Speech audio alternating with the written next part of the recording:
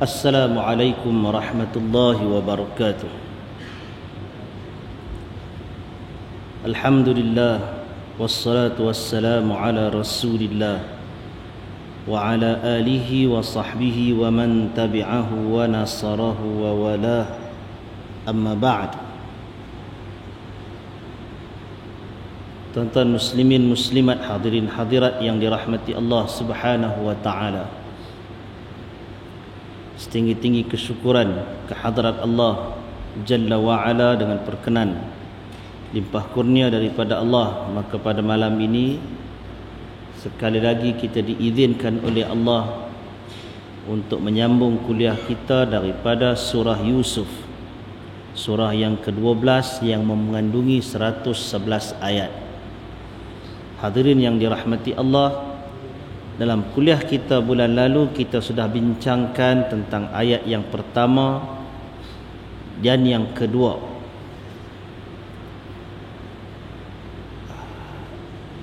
Al-Imam Ibn Khaldun rahimahullah, bila dia sebut tentang pengajaran ini, dia bagi satu peringatan. Dia kata antara cara pengajaran itu, sebelum kita mulakan pengajaran yang baru, kita kena imbau balik dengan apa yang telah dipelajari sebelum daripada itu. Ini sebagai suatu refreshment, sebagai suatu penyegaran semula. Ingatkan balik. Kalau tidak, bila kita tinggai ayat ni, sebulan lagi pula nanti baru jumpa, dia hilang dengan ayat tu saja, apa pun tak ingat. Jadi kerana itu, sebagai satu pengulangan kepada kita semua dan juga mungkin kepada sebahagian yang tidak hadir dalam kuliah yang lalu, kita sebutkan balik secara ringkas apa yang telah kita bicarakan dengan mungkin ada sedikit sebanyak penambahan. A'udzubillahi minasyaitonirrajim. Bismillahirrahmanirrahim. Dengan nama Allah yang Maha Pemurah lagi Maha Penyayang. Sebagaimana yang kita nyatakan dulu, Bismillahirrahmanirrahim ini merupakan salah satu daripada ayat Al-Quran secara ijma' ulama, tetapi bukan hak ni yang ada dalam Suratul Naml, yang mana apabila Allah Subhanahu wa taala menceritakan tentang Nabi Sulaiman alaihi salam yang mengarahkan burung hudhud melemparkan surat kepada pemerintah negara Sabah, seorang wanita. Orang Melayu kita kata nama dia Balqis. Betul tak betul Balqis? Wallahu ta'ala a'lam. Quran tak cerita, Nabi pun tak apa. Barangkali betul, barangkali tidak. Jadi bila hudhud lemparkan surat tersebut, dibaca oleh Ratu Negara Sabah tadi, tertulis di situ, innahu min Sulaiman wa innahu bismillahirrahmanirrahim. Jadi bismillahirrahmanirrahim dalam ayat tu ijma'ul ulama kata dia ayat Quran, tak ada khilaf langsung yang tu. Siapa yang ingkar, maknanya dia ingkar Quran. Selain daripada bismillah yang tu, ada satu lagi bismillah, iaitu yang terdapat di dalam awal suratul Fatihah. Bismillahirrahmanirrahim. Alhamdulillahi rabbil alamin. Hak kita selalu baca tu. Yang ni khilaf lagi di kalangan ulama, kerana sebahagian ulama kira dia sebagai ayat pertama daripada Al-Fatihah, sebagaimana yang dikira oleh para ulama daripada Kufah dan Makkah. Al-Imam Asim bin Abi Najud, Al-Imam Al-Kisai, Al-Imam Hamzah. Itu tiga tu daripada Kufah. Mereka kira ayat pertama. Demikian Ibnu Kathir Al-Makki, tok guru kepada Asy-Syafi'i, dia terima juga bismillah tu sebagai ayat pertama. Manakala tempat-tempat yang lain, Imam Nafi' daripada Madinah, Imam Abu Amr daripada Basrah, dan ulama yang sebelum daripadanya juga, lagi Ibnu Amir Ad-Dimashqi, ulama-ulama Syam, Madinah, Basrah, Syam. Hak ni depa tak kira basmalah tu, bismillah tu sebagai ayat pertama, tapi ayat pertamanya ialah Alhamdulillahi Rabbil Alamin. Itu khilaf di kalangan ulama. Salah satu daripada dua tu tuan-tuan ada pendapat yang muktabar, boleh pakai. Kemudiannya pula bismillah di tempat yang lain pula para ulama menyatakan ia adalah satu ayat yang independen, mustaqillah. Dia turun berasing menjadi sempadan antara satu surah dengan surah yang lain. Bila nak habis satu surah, nak mula surah yang lain, ada basmalah di situ.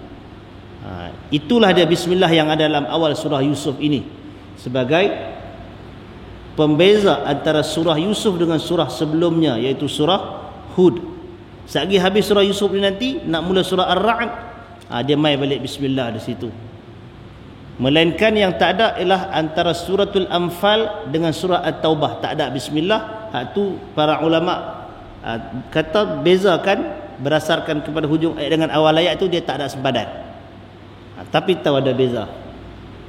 Menyebabkan ada lagi segelintir ulama dia kira Al-Anfal dan At-Taubah tu satu surah saja, dia kata, bukan dua. Itu adalah perbahasan yang kaya dalam bidang ulumul Quran, yang kalau kita cuba selami dan pahami, begitulah besarnya khazanah ilmu Islam, begitu mendalamnya lautan ilmu Islam, yang kalau kita tak pandai berenang, dia hanyut macam tu saja.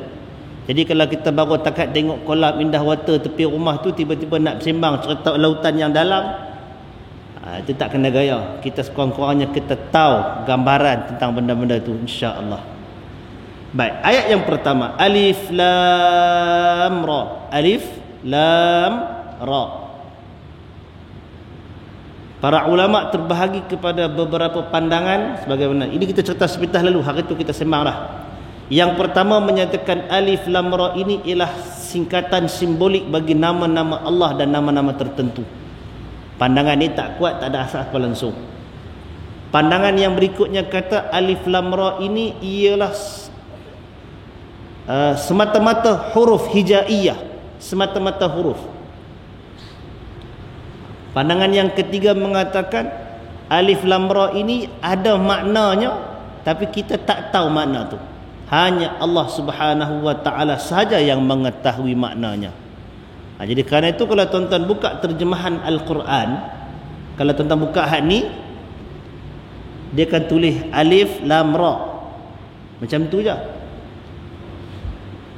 Kalau tuan-tuan buka terjemahan lain, dia akan kata hanya Allah mengetahui maksudnya. Maksudnya sama ada dia pegang pendapat yang kedua, semata-mata huruf hijaiyah, ataupun menyatakan dia ada makna tapi manusia tak tahu, hanya Allah Subhanahu wa taala sahaja yang mengetahui hakikat maknanya. Kita tak tahu. Pasal tu serahkan kepada Allah taala. Ini antara dua pandangan yang agak masyhur.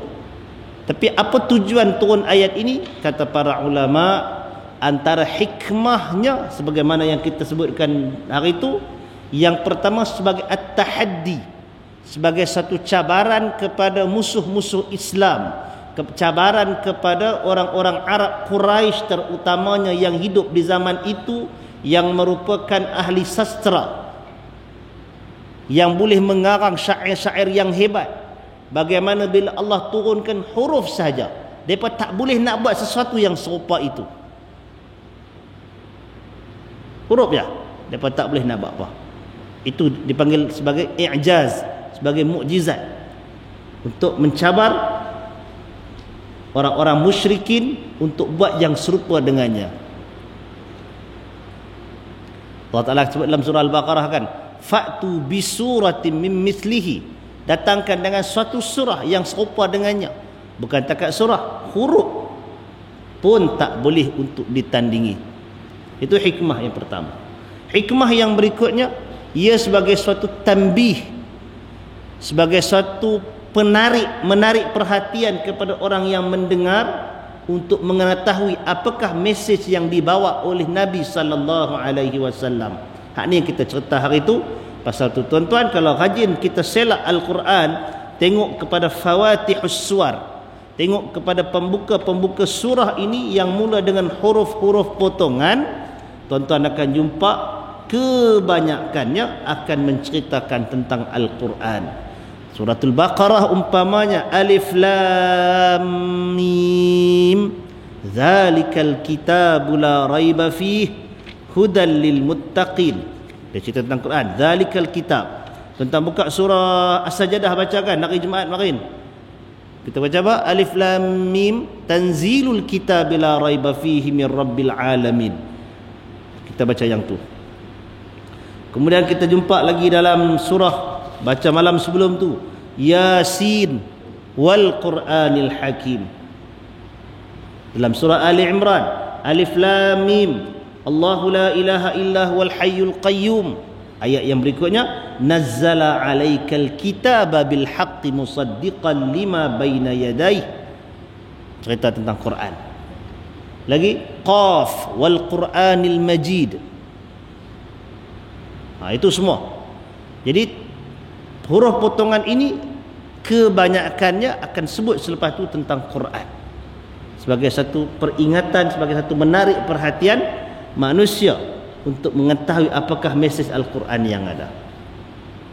Dan dalam ayat surah Yusuf yang kita baca ini, Allah Subhanahu wa taala menyatakan tilka ayatul kitabil mubin.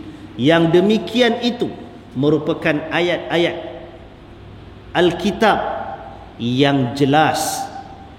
Allah Subhanahu wa taala sebutkan kepada kita dalam ayat tersebut bahawasanya ayat yang diturunkan ini, kitab yang diturunkan ini merupakan ayat yang jelas, yang tidak ada keraguan, yang tidak ada kerumitan pada memahaminya. Allah Ta'ala kata kitabil mubin. Ada dua. Satu yang kita boleh faham, yang kita boleh dapat di sini ialah Allah isbatkan nama lain bagi Al-Quran ialah Al-Kitab. Seperti mana dalam surah yang lain Allah sebut inna nahnu nazzalna dzikra. Nama lain bagi Al-Quran ialah Adz-Dzikra. Wa inna lahu lahafizun. Yang dalam ayat ini kita Al-Kitab. Dalam surah Al-Baqarah pun kita baca Zalikal kitab. Jadi Al-Kitab ialah nama lain bagi Al-Quran. Al-Mubin pula merupakan sifat bagi Al-Quran. Makna apa Mubin? Mubin maknanya yang nyata, yang jelas. Jadi kitab yang kita baca adalah kitab yang jelas. Ayat yang berikutnya, ini kita sekali lalu. Inna anzalnahu Qur'anan Arabiyyan la'allakum ta'qilun. Sesungguhnya kami, Allah Ta'ala menggunakan lafaz plural, jamak, sesungguhnya kami. Bukan nak kata Allah tu banyak, Allah tetap yang Maha Esa. Qul huwallahu ahad, Allah yang Maha Esa. Tetapi penggunaan lafaz jamak itu, kata ramai, kata plural itu adalah litta'zim, untuk menunjukkan kemuliaan. Dan itu digunakan dalam bahasa, sama ada dalam bahasa Arab baik ataupun dalam bahasa-bahasa yang lain. Bahasa Inggeris pun ada. Kalau keluar surat sekular daripada istana Buckingham, daripada Queen Elizabeth, dia takkan menggunakan I untuk saya, dia gunakan we, kami. Dalam surat-surat maharaja yang ada dalam khazanah orang Islam, khazanah Arab, raja-raja bila hantar surat dia akan membahasakan diri mereka sebagai kami. Jadi ini adalah penggunaan yang rasmi. Allah Ta'ala gunakan berdasarkan kepada gaya bahasa yang ada pada zaman itu. Inna anzalnahu, kami yang telah menurunkan ia. Allah Ta'ala kata kami yang telah menurunkan ia. Maka ayat ini menjadi salah satu daripada bukti bahawasanya Al-Quran itu diturunkan. Dia bukan dijelmakan, tetapi ia diturunkan oleh Allah Subhanahu wa ta'ala.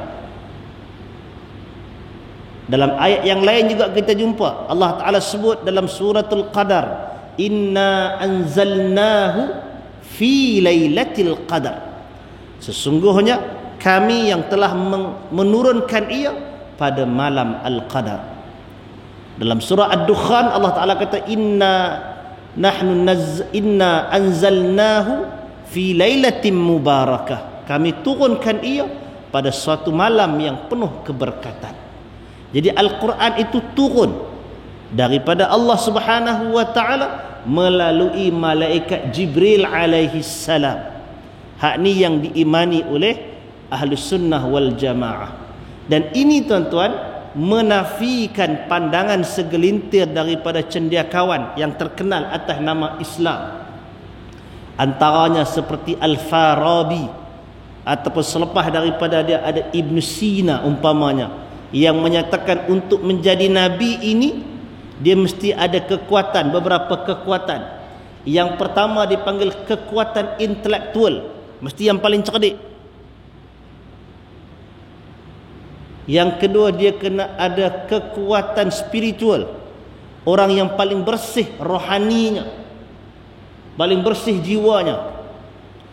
Yang ketiga dia kena ada kekuatan intuitif, al-hadasiyat, dia ada kekuatan pandangan yang jauh, gerak hati yang kuat. Kalau siapa-siapa ada 3 benda ni, maka dia boleh jadi nabi, boleh jadi nabi. Itu yang disebut oleh Ibn Sina dalam kitab dia Asy-Syifa. Itu yang para ulama hantam balik Ibn Sina dalam perkara tersebut. Pasal kenabian ini bukan sebagai takassub, dia bukan boleh diusahakan, tetapi dia adalah pilihan daripada Allah Subhanahu wa Ta'ala. Dan nak kira nabi tu, dia diturunkan wahyu kepadanya, baru dia jadi nabi. Bukan dengan dia fikir sendiri, bukan dia manusia mesti yang super genius baru boleh jadi nabi. Tak semestinya yang super genius itu boleh jadi nabi. Kerana nabi itu sendiri dia ada sesuatu yang lebih besar daripada ketiga-tiga kekuatan tadi, iaitu pilihan daripada Allah Ta'ala, lalu dia dapat wahyu. Karena itu para ulama mengkritik kalau tulisan-tulisan tentang sirah Nabi. Ada satu tulisan daripada seorang penulis Mesir. Apa dia punya nama kitab tu? Dia panggil Abqariyatu Muhammad, apakah? Jeniusnya Muhammad, kebijaksanaan Muhammad. Gambaran itu seakan-akan menggambarkan Nabi itu seorang bijak pandai, hasil usaha diri sendiri. Sedangkan para ulama menyatakan yang Nabi dapat tu lebih besar daripada yang tu, iaitu pilihan daripada Allah Ta'ala, wahyu yang tidak ada sebarang tolok bandingnya. Jadi menggambarkan Nabi sebagai semata-mata manusia genius dengan mengenepikan faktor wahyu, maka itu akan sama macam golongan ahli falsafah. Sedangkan bagi orang Islam, Ahlus Sunnah wal Jamaah menyatakan Nabi itu dia terima wahyu. Hak ni orang lain takkan dapat. Kalau cerdik pandai ni ramai orang boleh kongsi, tapi wahyu memang khas untuk manusia pilihan Allah Subhanahu wa Ta'ala semata-mata. Itu je. Yang berikutnya juga, bila kata turun daripada Allah Ta'ala, menunjukkan ketinggian kitab Al-Quran. Menunjukkan ketinggian kitab Al-Quran itu. Bukannya kitab mainan, bukannya kitab yang orang boleh buat seleweng. Pasal itu kalau ada orang sambil lewa dengan Al-Quran, maka itu dibenci oleh syarak. Kalau ada orang yang cuba salah guna Al-Quran, maka itu juga terkeji di sisi syarak. Ada orang cuba eksploitasi Al-Quran, itu juga hina di sudut syarak. Ada orang cuba mengaut keuntungan dengan beberapa penyelewengan dia terhadap Al-Quran. Ada orang cuba berniaga atas nama Quran, benda yang tidak sepatutnya. Maka itu mencemarkan kemuliaan Al-Quran. Yang berikutnya, menunjukkan ketinggian Allah Azza wa Jalla, Al-Ali Al-Qadir, yang maha tinggi lagi maha berkuasa. Itu dia. Baik, dan Allah Ta'ala menurunkan Al-Quran ini Qur'anan Arabiyan. Perkataan Quran itu sendiri datang daripada root word, datang daripada Kata dasar qara'a yaqra'u maknanya baca. Qira'ah, bacaan. Dan bila dinamakan Quran, para ulama mentafsirkan Quran ini dia bukan sekadar bacaan, tetapi ia merupakan suatu bacaan yang sering diulang-ulang, yang tidak sunyi alam ini daripada orang membaca Al-Quran. Berhenti orang Sungai Ara baca Quran, tempat lain sambung baca Quran. 24 jam akan ada orang sentiasa baca Quran, benda yang tidak didapati pada mana-mana bahan bacaan yang lain. Quran sentiasa dibaca, itu Quran. Dan Allah Ta'ala sifatkan Al-Quran ini dengan Arabian, sesuai dengan sifatnya. Nabi diturunkan dalam kelompok bangsa Arab, dan Arab itu Arab Quraisy pula. Maka itu suatu petunjuk dan suatu tanda kepada kita bahawasanya Nabi-Nabi yang diutuskan oleh Allah Ta'ala diturunkan dengan untuk menyampaikan dakwah dengan lidah dan bahasa kaum yang dia diturunkan.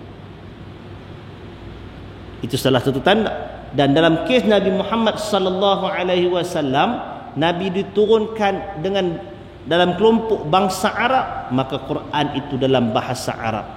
Dan itu juga merupakan satu isyarat bahawasanya bahasa Arab merupakan bahasa yang paling mulia di atas muka bumi ini. Bahasa yang terpilih. Bahasa itu terpilih. Tapi bukan dia boleh berbangga semata-mata bahasa. Ramai orang yang dia reti bahasa Arab tapi dia tak beriman pun. Dia bukan berhenti pada reti bahasa Arab, tapi dia kena beriman, dia kena menghayati. Dan para ulama ada sedikit berbeza pandangan tentang apa hukum mempelajari bahasa Arab. Antara yang mewajibkan belajar bahasa Arab ialah Al-Imam Syafi'i rahimahullah. Bagaimana yang kita sebut dulu, bukanlah maknanya nak kena bagi alim macam kita ni duduk beranak daripada perut orang Arab, macam duduk di negara Arab, dah. Tapi sekurang-kurangnya ada beberapa perkara yang kita faham Arab ini, terutama yang berkaitan dengan amalan-amalan fardu ain kita. Kurang-kurang kita kena reti apakah yang dimaksudkan. Demikian dengan doa. Kalau kita baca doa dalam bahasa Arab, kita patut tahu apa yang kita minta. Tak padan kalau kita tadah tangan punya tinggi, kita minta dengan mendayu-dayu, tapi tanya minta apa? Tak tahu. Yang ni maksud apa? Benda elok kot. Bila kita tak faham, kita tak dapat menghayati apa yang kita minta. Dan sangat bimbang pasal yang selalu kita sebut, hari tu pun kita dah sebut, bahasa Arab ni dia agak sensitif. Bila kita kalih baris dia tukar makna. Kita tukar makhraj huruf dia pergi huruf yang lain pun dia boleh tukar makna. Jadi daripada elok-elok kita cadang nak minta benda yang baik-baik, bila kita salah sebut, kita minta benda tak elok. Itu kepentingan mengetahui bahasa Arab. Dan ketamadunan manusia ini telah mengiktiraf dan mengakui bahasa Arab sebagai bahasa ilmu. Dan kalau nak menjadi seorang alim, nak menjadi seorang yang disebutkan sebagai mujtahid, para ulama gariskan salah satu daripada kriteria dia kena reti bahasa Arab. Pasal dia kena ambil daripada dasar, source dia itu, sumbernya mesti ambil daripada Quran, ambil daripada hadis Nabi. Dia kena tahu susur galur perkataan yang dia nak istimbatkan hukum. Tak padan sekadar baca majalah, baca apa nama buku hak orang tulis, baca nota kaki, buat keluar kesimpulan sendiri tanpa kita merujuk kepada teks nas yang asal. Kerana kalau kita sekadar bergantung kepada terjemahan, banyak kali jadi dah dia akan silap, salah faham. Jadi kalau salah faham tu kena rujuk yang asal itu maksudnya apa. Kerana kadang-kadang terjemah, orang yang terjemah tu dia faham bahasa Arab, tapi dia tak berapa mahir bahasa yang dia terjemah. Kadang-kadang tak sampai maksud. Dia mungkin faham, orang lain baca jadi faham macam lain. Jadi dia kena tahu bahasa Arab untuk dia menghayati apa yang diterjemahkan.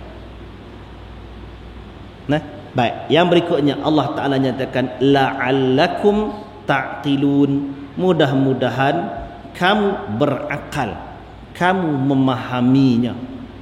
Ini yang kita sebutkan, antara lain perkataan Sayyid Qutb rahimahullah ketika membicarakan tentang ayat kewajipan puasa, menyatakan perkataan la'alla itu adalah untuk tahqiq, itu adalah natijah bagi orang yang melakukan perbuatan puasa, maka dia akan dapat takwa. Bagi orang yang membaca Al-Quran, bagi orang yang memahami bahasa Arab, mudah-mudahan dia akan memahami teks, dia akan memahami kandungan Al-Quran. Itu dia. Itu adalah apa yang telah kita lalui dalam kuliah kita yang lalu. Yang seterusnya, malam ni kita sambung ayat berikutnya, ayat yang ketiga. Allah Subhanahu wa taala firmankan lagi, a'udzu billahi minasyaitonir rajim. Nahnu naqussu 'alaika ahsanal qasasi bima auhayna ilaika hadzal qur'an wa in kunta min qablihi laminal ghafilin. Kami menceritakan kepadamu sebaik-baik kisah dengan mewahyukan Al-Quran ini kepadamu, dan sesungguhnya kamu sebelum kami mewahyukannya adalah termasuk dari kalangan orang-orang yang belum mengetahui. Dalam ayat ini tuan-tuan, Allah Subhanahu wa taala sebutkan tentang, Allah ceritakan suatu kisah. Jadi tuan-tuan nak kena faham, nak kena relate. Bila Allah Ta'ala sebutkan mudah-mudahan kamu memahami, apa yang nak dipaham ni? Nak kena faham Quran. Dan dalam Quran itu ada banyak bentuk ayat. Salah satu ragam ayat Quran ialah dalam bentuk kisah dan cerita. Jadi manusia ni tuan-tuan, sebelum kita masuk tentang cerita tu, yang baca Quran ramai, tapi yang faham tak seramai yang baca. Tanya pula yang tak baca, yang tak baca lagi ramai. Jadi untuk sampai kepada kisah Al-Quran tu, dia ada yang lebih awal daripada itu, iaitu baca Quran. Tuan-tuan jangan takut untuk baca Quran. Nak baca Quran, dia kata macam mana nak baca, saya tahu pun, nak baca pun tak tahu, dia kata. Ni bukan cerita orang awam ni tuan-tuan. Saya baru balik kemarin mesyuarat. Di peringkat kita kira aib lah ni, ada guru, title dia guru agama. Bila di sekolah dia ada program lah, sebagai sekolah tu ada program baca Yasin ke apa semua tu, tak pernah dia mai join sekali. Kelatan saya pun tak pernah join pun. Ada pasal kita lah. Hak tu kita punya alasan sendiri. Tapi hak kawan ni, dia tak pernah join. Lalu orang pun pasal apa? Pergi mana pun dia tolak. Last kali dapat tahu, rupanya dia tak kenal, dia tak tahu baca Quran. Sedangkan jawatan dia tu berkaitan dengan Quran. Dengan khabarnya 6 bulan kementerian bagi kat dia, dia reti baca, dia kena reti baca Quran, kalau tidak dia kena berhenti. Ada satu kes, kiranya dia ada kelam langsung, tak tahu macam mana dia terlepas interview, wallahu alam. Tapi kalau tak baca selerak dan sebagainya, hak tu sebenarnya ramai tak kira ustaz tak ustaz semacam je. Tapi nak cerita tentang baca, belajar. Pasal apa kena belajar? Nabi SAW sebut, khairukum man ta'allama al-Quran. Sebaik-baik kamu ialah orang yang belajar Al-Quran, wa 'allamahu, dan mengajarnya. Hak tu nak kena pegang. Nak sampai ke tahap yang jadi yang paling baik, kita kena belajar Quran supaya kita boleh ajak pula. Korang ajak baca, ajak anak-anak baca Quran. Kalau ada orang Allah Ta'ala rezekikan dia mahir, dia pandai baca Quran, Nabi bagikan janji, al-mahiru bil Quran, orang yang mahir baca Al-Quran, ma'a safaratil kiramil bararah, bersama dengan para malaikat yang mulia lagi patuh. Walladhi yaqra'ul Qur'an wa yatata'ta'u fihi wa huwa 'alaihi syaq falahu ajran. Hadis Bukhari. Dan orang yang baca Quran lalu dia teragak-agak, tersangkut-sangkut, perkataan Arab tu berbunyi yatata'ta, punya susah nak sebut, wa huwa 'alaihi syaq, dia rasa susah baca Quran tapi dia baca juga, falahu ajran, baginya 2 pahala. Tu makna Quran nak kena baca, kita faham. Allah Subhanahu wa taala hantar Rasul, antara kerja Rasul, yatlu alaihim ayatihi. Cuba tuan-tuan baca surah Al-Jumu'ah. Yatlu alaihim ayatihi wa yuzakkihim. Jadi peringkat pertama baca, peringkat yang berikut nak kena bagi faham. Dan tuan-tuan yang dirahmati Allah, bukan semua orang boleh faham Al-Quran, kerana antara kandungan Quran ini ada hujjah, ada nasihat, ada arahan, ada larangan. Bukan semua orang boleh ambil peringatan daripada itu. Kerana itu Allah Ta'ala bagikan sifat orang yang boleh mengambil peringatan daripada Al-Quran ini. Dia kena, selain daripada dia reti baca, dia tahu Al-Quran, dia kena tambah lagi sifat yang lain. Kerana Allah Ta'ala kata, sayadzakaru man yakhsha, akan ingat orang yang takut kepada Allah Ta'ala. Wa yatajannabuhal ashqa, dan akan menjauhi ayat-ayat Allah Ta'ala ni orang-orang yang derita, orang-orang yang rugi. Al-ashqa. Jadi itu peringatan tentang nak baca Quran. Dia macam-macam jenis, macam-macam kandungan dalam tu nak kena baca. Dan dalam surah Yusuf ini, dalam ayat yang berikutnya, Allah Ta'ala begitu tentang nahnu naqussu alaika ahsanal qasas, kami ceritakan kepada kamu sebaik-baik kisah. Kalau kata ada kisah sebaik-baik kisah, maknanya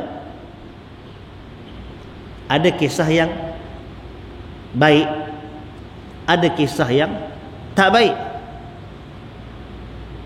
Kita nak kena faham. Bila Allah Ta'ala sebutkan perkara itu, kita nak kena tahu dari sudut bahasanya ahsanal qasas, maknanya ini kisah yang terbaik. Nanti kita bincangkan kenapa ulama kata ini yang terbaik. Ada kisah yang lain dalam surah Al-Kahfi, Allah Ta'ala kata nahnu naqussu alaika naba'ahum bil haqqi, kami ceritakan kepada kamu kisah mereka secara benar. Jadi kata para ulama tafsir, kisah Al-Quran ini tuan-tuan, dia ada beberapa bentuk. Yang pertama, dalam bentuk yang kita katakan sebagai kisah nabi-nabi dan rasul yang terdahulu. Quran cerita yang tu topik dia. Yang keduanya, Quran menceritakan tentang individu dan kaum yang terdahulu. Tadi satu kisah Nabi, kisah yang paling banyak Nabi Musa. Celah-celah kisah Nabi Musa tu ada Harun, celah-celah tu ada Shu'aib. Bila cerita tentang apa nama Nabi Musa tu, ada Bani Israel, ada kisah Nabi Yahya, Zakaria sebelumnya, ada Isa. Dalam surah Al-Baqarah kita jumpa kisah tentang Daud. Kan? Itu kisah nabi-nabi. Cerita bentuk yang kedua ialah tentang individu dan kelompok serta umat yang terdahulu. Ada kisah Maryam, ada kisah Fir'aun, Haman, itu yang individu. Ada Uzair, ada sebut sikit. Ada kisah tentang lelaki yang dinamakan Al-Khidir, yang berinteraksi, yang berjalan dengan Nabi Musa, berjalan dengan dia. Di celah tu ada anak murid Nabi Musa yang dikenal dalam sebahagian ulama menyatakan Yusha' bin Nun, hak cerita ikan lompat tu. Ada kisah Jalut dan Talut, tu raja. Ada kisah kelompok Ashabul Kahfi. Ada kisah kelompok umat yang ditindas, Ashabul Ukhdud. Ada kisah bangsa yang Allah Ta'ala cela dan timpakan azab kepada mereka, seperti Iram Zatil Imad, kan? Ada bangsa kaum Ad, ada kaum Lut. Itu kisah-kisah yang terdahulu. Kategori yang berikutnya ialah kisah semasa zaman Nabi hidup. Perang Badar, perang Ahzab, kisah fitnah ke atas Sayyidatina Aisyah radhiyallahu anha, kisah tentang isteri-isteri Nabi. Itu bertiga bentuk kisah. Dan disiplin tentang kisah ini, tuan-tuan, berdasarkan teks Quran yang kita baca ini, Allah Ta'ala akan ceritakan kisah yang baik-baik kepada kita. Walaupun kisah itu satunya berbentuk gambaran baik tentang umat, satu lagi tu Allah Ta'ala berturunkan dalam bentuk pengajaran dan ancaman kepada kita tentang umat dahulu kala, tentang ujian ataupun petaka yang Allah Ta'ala timpakan kepada kaum Ad.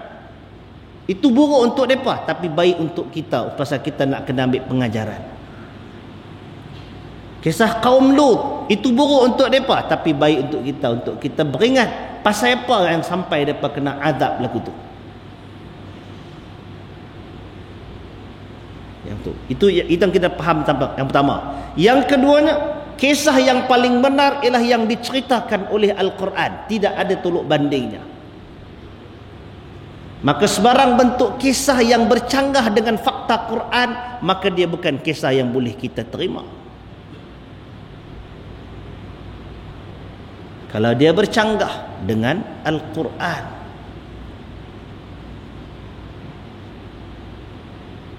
Al-Quran kata, nahnu naqussu 'alaika naba'ahum bil haqq, dalam surah Al-Kahfi umpamanya. Jadi hak Quran cerita tentang Ashabul Kahfi, itulah yang benar dan itulah yang paling betul. Tiba-tiba kita mai dengar orang cerita Ashabul Kahfi ni sekian-sekian cerita dia begitu dan begini. Dalam surah Al-Kahfi itu Allah Ta'ala ceritakan tentang bilangan berapa orang pemuda Kahfi itu pun tak ditetapkan secara jelas. Hanya isyarat daripada Quran yang menyebabkan ulama ijtihad dan kena faham. Kebanyakan yang kata 7.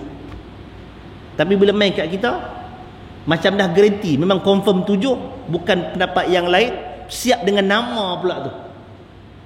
Maksilmina, Tamliha, Ninunus, Sarbunus, apa lagi tak tahu. Pasal apa boleh hafal ni? Pasal zaman dulu-dulu mereka kata hafal nama Ashabul Kahfi ni sekali dengan anjing dia yang ke-8 tu Qitmir. Yang ni dia kata ubat mujarab, petua kalau kita darah gemuruh, untuk interview. Mana dapat petua? Wallahu ta'ala a'lam. Quran tak ajak benda tu, Nabi pun tak pernah beritahu benda tu. Jadi benda tu sebenarnya tak termasuk dalam yang dituntut dan yang ditunjukkan oleh syarak. Contoh, jadi semua kisah, kalau tuan-tuan nak kena faham, kisah yang terdahulu dalam ayat ni umpamanya Allah Ta'ala kata wa in kunta min qablihi laminal ghafilin, walaupun dulu sebelum daripada ni kamu dari kalangan orang yang tidak mengetahui. Maknanya Nabi tak tahu kisah Nabi Yusuf ni, sehinggalah Allah Ta'ala turunkan kisah ini kepada Nabi. Bukan kata kisah Nabi Yusuf saja, semua kisah yang gaib, perkara-perkara lampau umat terdahulu, bahkan cerita yang terkemudian tentang alam akhirat, alam roh, apa lagi, dosa, pahala, ganjaran syurga, neraka, Nabi tak tahu. Melainkan apa yang diwahyukan kepada baginda sallallahu alaihi wasallam. Lain daripada tu Nabi tak tahu. Tuan-tuan boleh bayangkan, tuan-tuan boleh tengok bagaimana dalam hadis Muslim umpamanya Jibril datang jumpa Nabi sallallahu alaihi wasallam. Jibril tanya kepada Nabi, mata sa'ah, bila nak kiamat? Jibril tanya Nabi. Tu Nabi kekasih Allah Ta'ala, yang sebelum Jibril jumpa tu Nabi dah jumpa, dah naik ke langit, dah ambil perintah solat dan sebagainya. Maqam yang sangat tinggi. Jibril lebih, Nabi lebih mulia daripada Jibril. Jibril tanya, apa kata Nabi? Mal mas'ulu bi'a'lama minas sa'il. Tidaklah yang ditanya tu lebih tahu daripada yang bertanya. Nak habaknya Nabi pun tak tahu. Jadi pasal itu tuan-tuan, berdasarkan kepada ayat-ayat yang banyak, termasuk ayat yang kita baca, termasuk hadis yang kita sebutkan tadi, disiplin orang beriman. Melainkan kalau tuan-tuan tolak iman tu, tak mau, tak apa, kita yang penting kita hak kita, tu cerita lain. Tapi kalau tuan-tuan nak pegang kata beriman, disiplin tentang kisah alam ghaib, hanya ambil Quran, hanya ambil daripada perkataan Nabi sallallahu alaihi wasallam, datang daripada hadis yang sahih sahaja. Pasal apa nak kena ambil hak Nabi sama? Pasal Nabi terima wahyu daripada Allah. Nabi kata, Nabi tak tahu perkara yang ghaib illa ma yuha ilayya, melainkan apa yang diwahyukan kepadaku. Dan apa yang dah wahyukan Nabi, Nabi cerita balik. Apa yang Allah Ta'ala bagi tahu kat Nabi, itu yang Nabi ceritakan balik. Maka itu adalah sumber perkara ghaib bagi orang beriman, Quran dan hadis Nabi.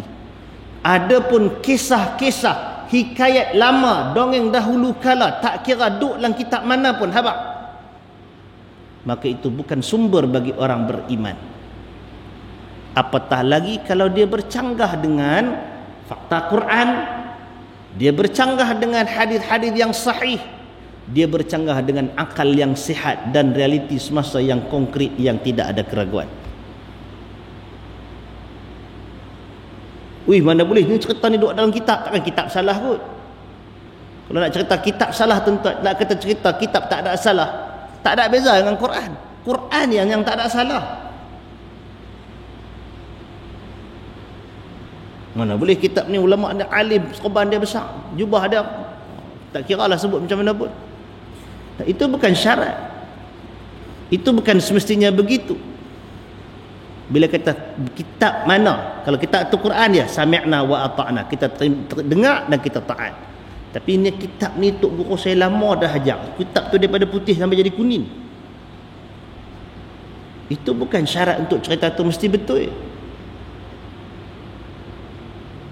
Pasal tu tuan-tuan, bila cerita orang boleh keluar, orang mati di telaga Zamzam, tu cerita. Dan tu bukan Quran, tu bukan hadis Nabi. Itu bukan sumber untuk kita percaya dan imani.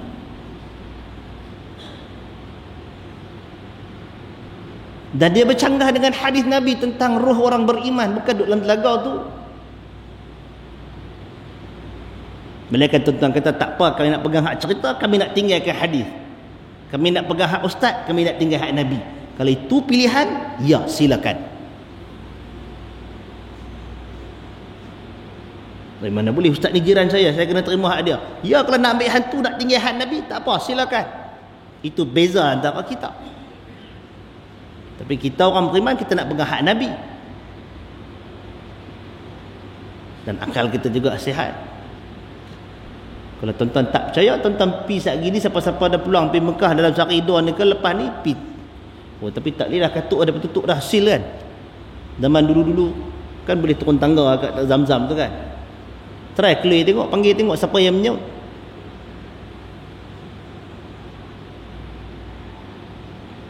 Tak cerita roh orang mati, orang kafir berada di Telaga Barahud hak di Yaman tu. Mai tuan-tuan, kita beli tiket apa tawang, kita pergi sana tengok, panggil nama siapa yang ada. Ni hak meninggal baru ni. Hak nak belah raya ni, try panggil nama ada keluar, nama dia datang tu, dia menyaut tak? Kan? Boleh ke tak? Tuan-tuan. Apatah lagi kisah hak telaga yang sibuk cerita dalam seminggu, 2 minggu lepas tu. Ceritanya orang yang menyaut tu pula dosanya ialah kerana dia ada saudara. Tuan-tuan tahu cerita tu kan? Lelaki tu bila dia panggil kawan dia menyaut di Telaga Barahud hak di Yaman tu, yang dia katakan tempat roh orang kafir itu, bila tanya pasal apa hang duk tang ni? Dia kata pasal aku ada seorang saudara perempuan dan dia miskin, aku tak pernah ambil tahu pasal dia, bahkan aku tak pernah kesian kat dia. Jadi dosa kawan tu ialah kerana tak kesian kepada saudara sedarah dagingnya, dia tak simpati kepada orang yang susah. Akibatnya dia duduk dengan orang kafir. Maknanya apa? Hak tu pun kafir juga. Maka itu yang kita katakan bercanggah dengan antara teras akidah Ahlussunnah wal Jamaah ialah orang yang melakukan dosa sekalipun dosa besar itu tidak mengeluarkan dia daripada Islam selagi dia tidak menghalalkan apa yang Allah Ta'ala haramkan. Dia berdosalah, dia berzina, dia minum arak, dia kaki judi, dia mencuri, mak rempit, apa lagi, peragut, rogol berseri ke apa kak, lagi dia tak terbatal imannya, dia masih dikira orang Islam. Takkan pasal tak kesian ke adik yang miskin tiba-tiba duduk tempat orang kafir. Melainkan kalau tuan-tuan nak pegang tak, dia ni memang kafir pasal dia tak kesian kat orang miskin. Yang tu ada satu lagi puak dia, iaitu puak Khawarij. Hak ni siapa yang buat dosa besar kapiak belakang. Kalau tuan-tuan rasa nak pegang akidah yang tu, maknanya tak duduk dengan ahli sunnah dah lah. Yang tu dia boleh terima cerita tu pada sudut tu. Kalau tidak, tuan-tuan kena fikir dia elok. Aku nak pegang hak ahli sunnah ke nak pegang hak Khawarij dia? Hak dosa besar duduk dalam neraka sekali dengan orang kafir, duduk dalam telaga barahut sekali dengan orang kafir. Tu pasal kena guna akal. Tu pasal kita kena baca Quran. Allah Ta'ala bila cerita kat kita, kita jadi bijak. Dan dalam ayat ini Allah Subhanahu wa Ta'ala terangkan kepada kita tentang hikmah yang Allah Ta'ala bagi dalam kisah nahnu naqussu alaika ahsanal qasas,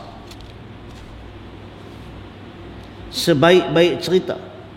Pasal apa sebaik-baik cerita, tuan-tuan? Kerana dalam kisah Nabi Yusuf alaihi salam ini, antara lain yang disebutkan oleh para ulama, terdapat begitu banyak pengajaran yang dalam bentuk tersusun rapi. Cerita tentang Nabi Yusuf ini, dan kita akan lalu lepas ni, dia bermula wataknya daripada seorang anak dengan bapa, seorang budak dengan bapaknya. Itu kita katakan watak pertama Nabi Yusuf yang digambarkan dalam cerita ni. Bagaimana seorang anak cerita sembang dengan bapa, dan bagaimana Allah Ta'ala tunjuk bapa punya interaksi dengan anak, bagaimana sikap bapa itu memberi kesan kepada anak-anak yang lain. Yang kita akan lalu, dia berkaitan pula dengan mimpi anak, itu nikmat. Lepas tu kisah yang watak berikutnya ialah seorang adik dengan abang-abangnya yang khianat, yang jahat, yang berkonspirasi, macam mana cara nak singkirkan adik ni daripada keluarga. Babak berikutnya, Nabi Yusuf menjadi manusia buangan, duduk dalam telaga, dalam pergi buta, dikutip sebagaikan bahan barang buangan, kutip kat tepi jalan je, yang tidak ada upaya pada diri dia, melainkan kalau orang nak ambil, orang nak jual, dan dia kemudiannya dijual. Jual tu harga murah pula tu. Jadi kita follow cerita Nabi Yusuf ni. Dia duduk sebagai orang terbuang, hamba yang dijual. Bila dia start jadi dia dijual dengan harga yang murah, dia pindah posisi dia, watak dia ialah sebagai hamba, budak suruhan dalam rumah orang kaya. Kembang lagi watak Nabi Yusuf ni. Kalau orang buat filem, buat teater, buat skrip ni panjang ni, dia boleh buat plot cerita ni. Dia menjadi seorang remaja yang susuk tubuhnya boleh menggoda setiap wanita yang memandang. Punya segak. Sampaikan perempuan-perempuan di masa dia kata, hak ni orang ke apa ni? Hak ni manusia ke? Sampai duk tengok, sampai tangan duk kena hirih dengan pisau tak terasa. Tu Yusuf alaihi salam, remaja yang sepatutnya dengan jiwa yang bergejolak, dengan nafsu kederat dia kuat, dia cerdas, apa lagi, Kalau tak kawal dia buat jadi buah macam-macam. Tetapi remaja yang nama Yusuf itu Allah Ta'ala tunjukkan dalam kisah ini, dia terkawal dirinya kerana ada rasa terhutang budi kepada tuan yang membelinya. Watak dia pula watak seorang budak suruhan dengan majikannya. Lepas tu watak manusia yang dikonspirasi dan yang telah dikhianati daripada sebagai manusia duduk dalam rumah orang kaya, tercampak masuk dalam penjara. Duduk dalam penjara. Pindahlah watak daripada duduk dalam rumah orang kaya jadi manusia yang teraniaya, jadi manusia yang mangsa kepada kejahatan. Jangan baik tuan-tuan. Semua Tuhan Allah Ta'ala tunjuk kat kita, dan benda tu dilalui. Kalau bukan kita secara peribadi, kiri kanan kita jumpa watak-watak ni ada dan telah digambarkan dalam kisah Nabi Yusuf alaihissalam. Dalam penjara berjumpa pula dengan kawan satu sel, satu ni, jadi kawan yang baik. Jadi kawan yang baik. Bagaimana interaksi kawan yang baik? Bila diminta nasihat, maka dia bagi nasihat. Bila minta tolong, ni mimpi aku apa ni, dia ceritakan pasal mimpi. Dia takbirkan mimpi tersebut apa. Sekali lagi, watak jadi Yusuf jadi manusia yang dilupakan. Kawan tu lepas bebas, tak teringat kat dia. Lama duduk dalam tu. Jadi pula manusia yang kemudiannya manusia yang dicari-cari. Raja cari siapa yang boleh mentafsir mimpi. Kawan dia teringat, oh tu Yusuf. Panggil dia mai, dia pun tafsirkan cerita. Daripada duduk dalam penjara, dia diangkat menjadi orang yang mulia. Daripada asalnya budak pungutan dalam pergi buta di tengah padang pasir, dia kemudian duduk dalam istana dia sendiri, dalam pejabat dia sendiri, dia menjaga khazanah negara. Daripada orang yang dia singkir, orang tak mau, dia beradik tak mau, jadi orang yang dia minta jawatan, raja bagi. Tak minta dah hantar resume, CV apa, tak payah kata. Dia atas jasa yang tu, dia kata bak mai aku jaga perbendaharaan negara, raja Mesir bagi kat dia terus. Mentadbir harta benda negara. Bukan dia sekolah apa, tak cerita sekolah, tapi itulah plot cerita Nabi Yusuf ni cukup panjang, penuh komplit set dalam ni. Dan dia patah balik daripada seorang pembesar negara, dia mai jadi, bila jumpa balik dengan saudara-saudara dia kan, bagaimana seorang abang dengan adiknya, bagaimana seorang adik yang teraniaya dengan abang-abang yang mengkhianatinya, dan kemudian pusingan tu mai balik jadi kepada seorang anak dengan mak dan ayahnya. Itu penutup cerita. Pasal tu cerita Nabi Yusuf ni cerita yang sangat panjang, yang lengkap kehidupannya, dan banyak pengajaran yang boleh dikutip dan diambil. Maka sesuailah Allah Ta'ala sebutkan sebagai ahsanal qasasi bima auhayna ilaika hadzal Qur'an. Sebaik-baik kisah Al-Quran dengan apa yang diwahyukan kepada kamu. Jadi yang Nabi ceritakan dalam kisah Nabi Yusuf ini semuanya adalah wahyu daripada Allah Subhanahu wa ta'ala. Jadi tuan-tuan yang dirahmati Allah Subhanahu wa ta'ala,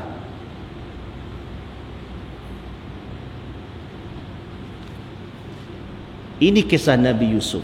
Bila kata dia kisah yang terbaik, bukan makna cerita Nabi-Nabi lain tak baik dah. Cerita Nabi Musa juga sangat baik.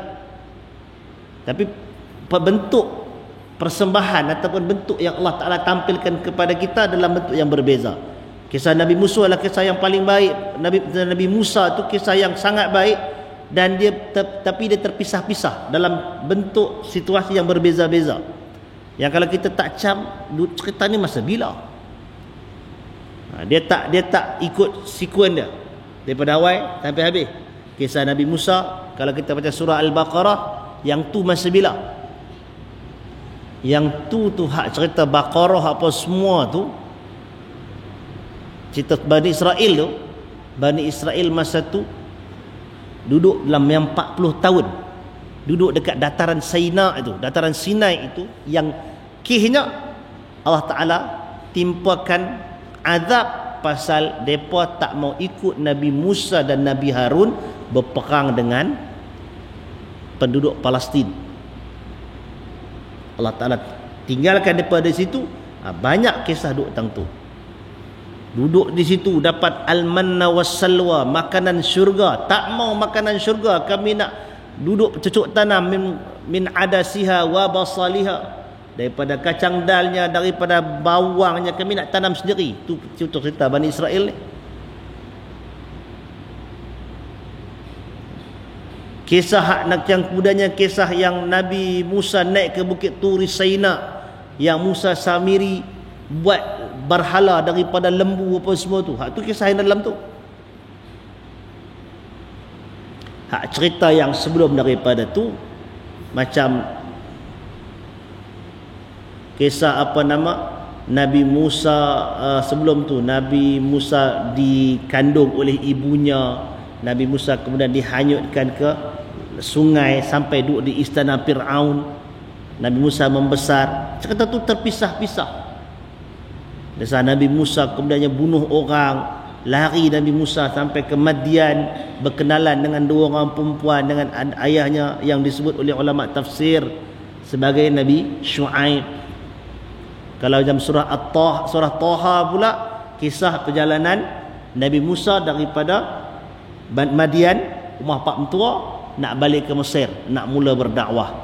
Itu cerita yang tu. Jadi kisah tu berpisah-pisah. Cerita yang baik, biasa yang sangat banyak. Tapi kita tak dapat follow dia. Kena cantum baru dapat gambaran cerita tu. Hak Nabi Musa dengan Nabi Khidir apa semua dalam surah Kahfi. Hak tu masa duduk di 40 tahun duduk di Nuh, di bumi Saina tu. Jadi tuan-tuan yang dirahmati Allah Subhanahu wa taala, itu ayat 3 yang berkaitan dengan ayat apa nama surah Yusuf ini. Kita sambung satu sebagai intro untuk yang akan datang.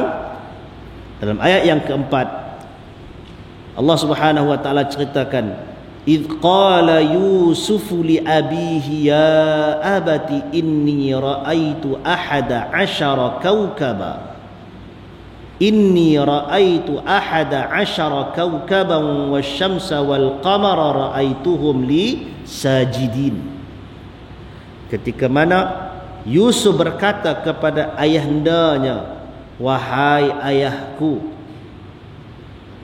sesungguhnya aku telah bermimpi melihat 11 buah planet."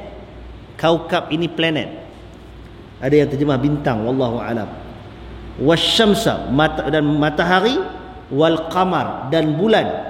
Ra'aituhum li sajidin, aku lihat mereka semua sujud kepadaku. Yang ni tuan-tuan kita akan bahaskan dalam kuliah yang akan datang, insya-Allah taala. Wallahu taala alam. Habis setakat ini tuan-tuan, kalau ada apa-apa yang nak dibincangkan silakan.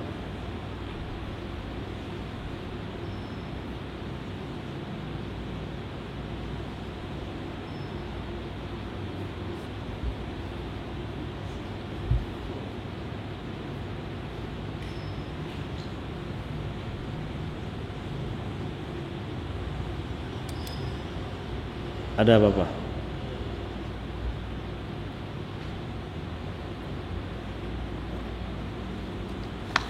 Tak ada lah. Baik, jadi yang paling penting tentang apa nama yang kita boleh ambil daripada Quran ini, daripada kisah ini, ialah yang berkaitan dengan perkara gaib itu, urusan akidah itu, sumbernya Quran ialah dan hadis Nabi sallallahu alaihi wasallam. Jangan ambil hal lain. Quran dan hadis Nabi. Kalau cerita ilham, mimpi, yang tu tak ada jaminan kebenarannya, tak ada jaminan. Jadi jadilah kita orang yang beriman. Jangan jadi orang yang suka buat kerja-kerja mengarut macam tu. Wallahu ta'ala alam. Aqulu qawli hadha wa astaghfirullahal azim li wa lakum. Assalamualaikum warahmatullahi wabarakatuh.